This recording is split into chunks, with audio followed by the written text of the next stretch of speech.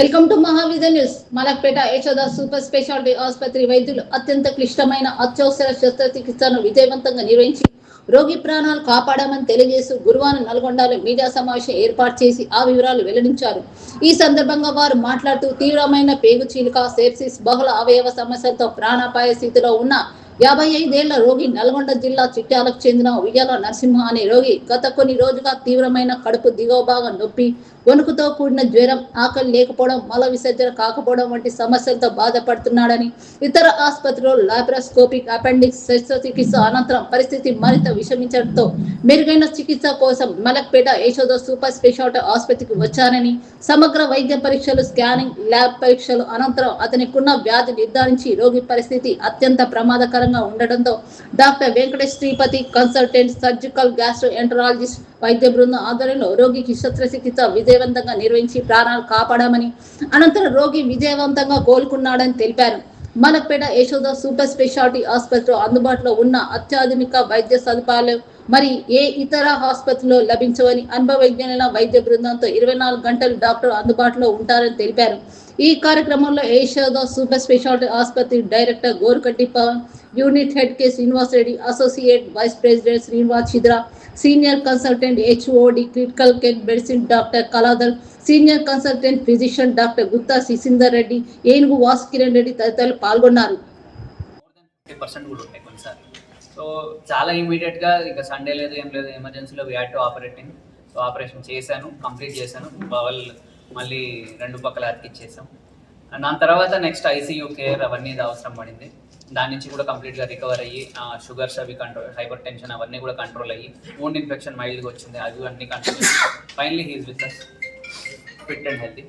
So that is ఏమొచ్చిందంటే అందులో amoebic perfection అంటే చాలా కామన్గా వచ్చే అమీబయాసిస్ అంటే ఇన్ఫెక్షన్, ఒక ఏమంటారు జస్ట్ బేసిక్ పేగ్ ఇన్ఫెక్షన్, అది కలుషితమైన నీళ్ళు తాగడం వల్ల ఇట్లాంటి వాటి వల్ల వచ్చే ఇన్ఫెక్షన్. కానీ అది ఎంత సివియర్గా వచ్చింది, అంత సింపుల్ థింగ్ ఎంత సివియర్గా వచ్చిందో ఇది ఒక ఎగ్జాంపుల్. ఇంత కామన్ కాదు అట్లా పర్ఫరేట్ అవ్వడం, కూడా చాలా అరుదుగా అయ్యేది. మేబీ ఒక 1000 మందిలో ఇట్లా సివియర్ ఇన్ఫెక్షన్ వస్తే అందులో ఒకళ్ళకి ఏమన్నా ఇట్లా అయ్యే అవకాశం ఉందండి. అట్లాంటిది ఈయనకు వచ్చింది. సో అపెండిక్స్ అవన్నీ కాదు, ఇందులో వచ్చింది పేగు ఇన్ఫెక్షన్ వల్లనే అట్లా అయింది. అది మనకి ఎప్పుడు తెలిసింది, సర్జరీ మొత్తం అయిపోయిన తర్వాత. ఆ ఒక్క చోటే కాదు, దాని తర్వాత ఇంకొక 2-3 కూడా ఇట్లాంటి గడ్డలు ఉన్నాయి. సో అవన్నీ కూడా కంప్లీట్గా రిమూవ్ చేసి దాన్ని బయాప్సీకి పంపించిన తర్వాత అందులోంచి బయటపడేది. బ్రాహ్మణ పెయిన్తో, కడుపులో బాగా నొప్పితో ప్లస్ ఫీవర్ ఇన్ఫెక్షన్తో వచ్చారనమాట. వచ్చినప్పుడు ఇమీడియట్గా ఎప్పుడైతే మనం సిటీ స్కాన్ చేసి ఇమీడియట్గా దాన్ని డయాగ్నోస్ చేయడం అనేది చాలా ఇంపార్టెంట్. సో వెంటనే అది లోపల ఏదైతే పెద్ద పేగు ఉంటుందో, మొదటి భాగం పెద్ద పేగు స్టార్ట్ అయ్యే భాగం సీకం అంటాం, ఆ భాగం అనేది పర్ఫరేషన్ అవ్వడం, రంధ్రం పడడం జరిగింది. సో ఇక్కడ ఇమీడియట్గా సర్జరీ చేయడం అనేది చాలా ఇంపార్టెంట్. ఎందుకంటే పెద్ద పేగు అనేది మొత్తం దాని లోపల చాలా బ్యాక్టీరియా ఉంటుంది. ఎప్పుడైతే పెద్ద పేగులో నుంచి బ్యాక్టీరియా అనేది కడుపులో ఎంటర్ అవుతుందో, అది ఎంటర్ అవుతూ దాంతో పాటుగా రక్తంలో చేరుతుంది. రక్తంలో చేరడం వల్ల సివియర్ సెప్టిసీమియా అంటాం.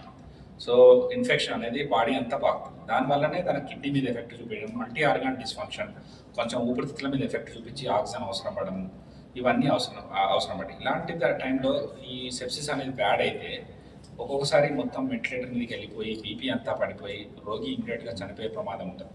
డాక్టర్ వెంకటేష్ శ్రీపతి చెప్పినట్టు ఏంటంటే బేసికల్లీ ఇలాంటి టైంలో ఒక్కోసారి పేషెంట్ మనం బతకలేని పరిస్థితి కూడా రావచ్చు.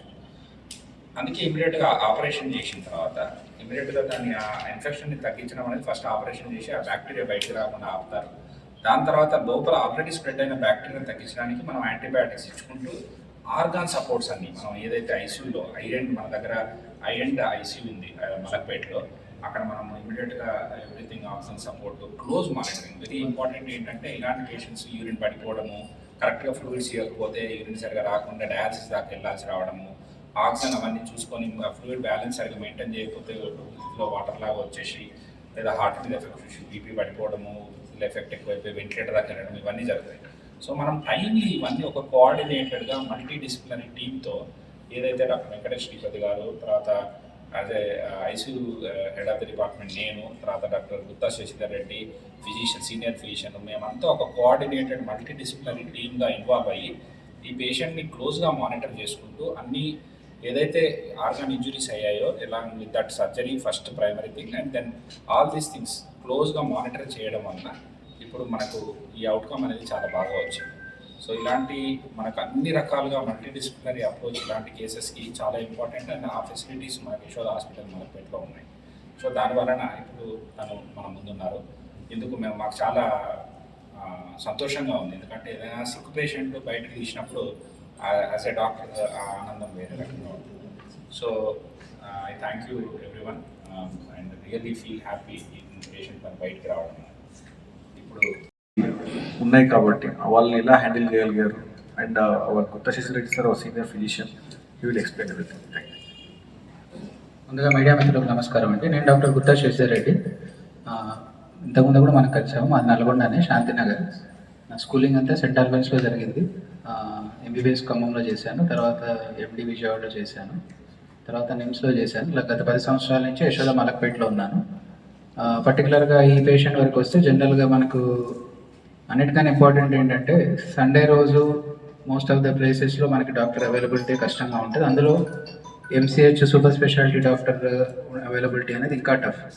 సో ఈ పేషెంట్లో మనకి ఏంటంటే ఇమ్మీడియట్ యాక్షన్, వెంటనే మనకు ఎమర్జెన్సీకి రావడం, మనం రక్త పరీక్షలు చేసుకోవడము, పేషెంట్ చాలా సిక్ ఉన్నారు, సిటీ స్కాన్ చేయగానే అని మనకు నిర్ధారణ చేసుకొని ఈయనకి ఇప్పుడు సర్జరీ చేయకపోతే వర్సన్ అవ్వడము, బీపీ పడిపోవడము, మల్టీ ఆర్గన్లకు ఫెయిల్యూర్కి వెళ్ళి బయటపడే అవకాశాలు చాలా తక్కువ అయిన తరుణంలో వెంటనే మనకు ఎమర్జెన్సీ టీం వాళ్ళు మనకు కోఆర్డినేట్ చేయగానే వెంకటేష్ శ్రీపతి గారు సర్జరీ చేశారండి.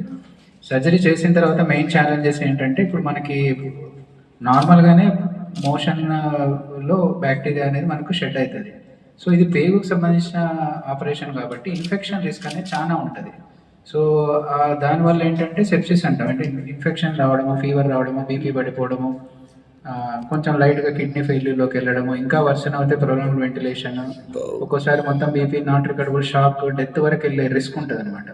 సో అందుకని ఈ పర్టికులర్గా ఈ కేసు రొటీన్గా జిఏ సర్జరీ కదా ఎందుకు ఇక్కడ ప్రజెంట్ చేయడం అంటే ఇది ఉన్న వాటిల్లో కొంచెం టఫ్ కేసు, ప్లస్ రికవరీ. అంటే మనం ఆ రోజు ఆ పూటకి మిట్ట మధ్యాహ్నం సర్జరీ చేయకపోతే రిస్క్ ప్రతి నిమిషానికి గంట ఎవ్రీ 1 అవర్ కూడా మనకి పేషెంట్ బయటకు వచ్చే అవకాశాలు తగ్గిపోయాయి. అందుకనే ఆ రోజు ఎమర్జెన్సీగా సర్జరీ మనం చేయాల్సి వచ్చింది.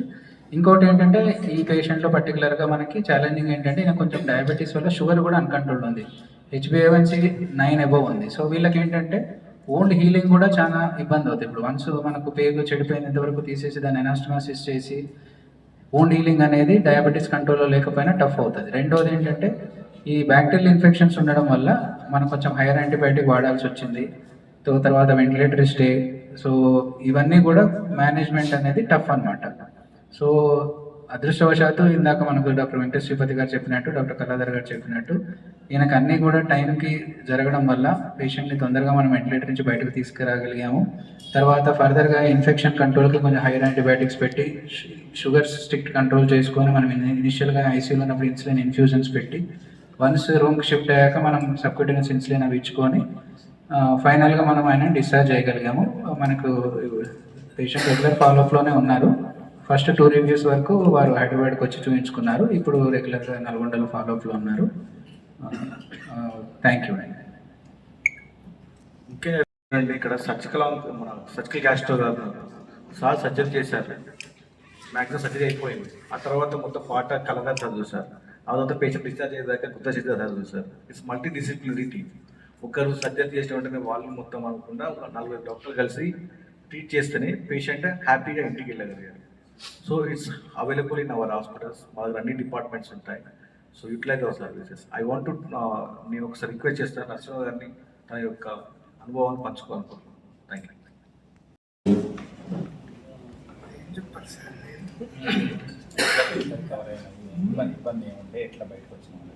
నాకు 10 రోజులు ఉంది. జర మామూలుగా ప్రాంతాల్లోనే బలహీనం అయిపోతున్నా, కానీ నాకు కడుపు నొప్పి అనేది ఒకటే రోజులో వచ్చేసింది. ఓ రోజు వచ్చేస్తేనే నల్గొండలో నేను చూపించుకున్నాను. 63 క్యానింగ్ చేసిండు, అదే ఆపరేషన్ మిషన్ ద్వారా తీసేస్తాను, కంతులు వచ్చినాయని చెప్పేసి కేరళ డాక్టర్ అని.